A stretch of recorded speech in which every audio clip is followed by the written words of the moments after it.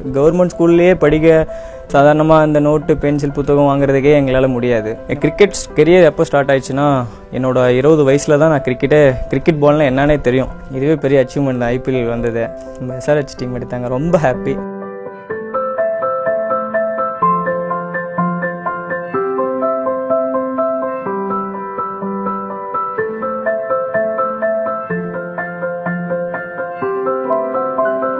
ரொம்ப family background எல்லாமே கொஞ்சம் புவர் தான். சேலம்லேருந்து ப்ராப்பராக ஒரு 36 கிலோமீட்டர்ஸ் அவே உள்ளே இருக்கேன்.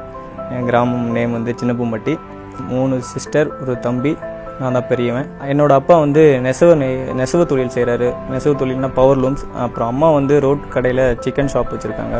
இந்த மாதிரி ஒரு சாதாரண குடும்பத்துலேருந்து தான் நான் வந்திருக்கேன் இப்போது. ஸோ அதை நினைக்கிறப்போ ரொம்ப பெருமையாக இருக்குது.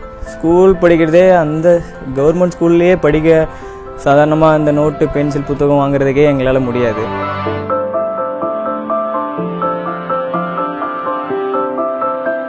கிரிக்கெட் சின்ன வயசுலேருந்து ஆரம்பித்தேன். ஆக்சுவலாக 5th படிக்கிறப்ப டென்னிஸ் பால் ஊரில் நிறைய ஆடுவாங்க. கிரிக்கெட் கெரியர் எப்போ ஸ்டார்ட் ஆயிடுச்சுன்னா என்னோட 20 வயசில் தான் நான் கிரிக்கெட் பால்னால் என்னன்னே தெரியும்.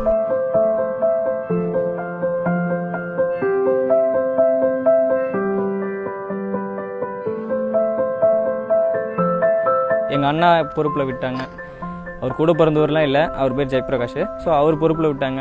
பையனை பார்த்துக்கிட்டேன் அப்படின்னு அவர் சொன்னதுனால நான் பார்த்துக்கிறேன் அப்படின்னா அவர் தான் இப்போ காலேஜ் படிக்க வச்சுலேருந்து சென்னை வந்து கூட்டு வரதுலேருந்து எல்லாமே அவர் பார்த்துக்கிட்டாரு. ட்ரெஸ் முதற்கொண்டு அவர் தான் வாங்கி கொடுத்தாரு. எங்கள் வீட்டில் அந்தளவுக்கு ரொம்ப புவர். ஸோ சாப்பாட்டுக்கு கூட வழி இல்லை, அந்த மாதிரி இருந்தாங்க எங்கள் வீட்டில். ஸோ இவர் தான் நான் பார்த்துக்கிறேன்னு சொல்லி என் கிட்ட ஒப்படைச்சிருங்க அப்படின்னு சொன்னால் நாங்கள் எங்கள் வீட்லேயும் எதுவும் சொல்லலை.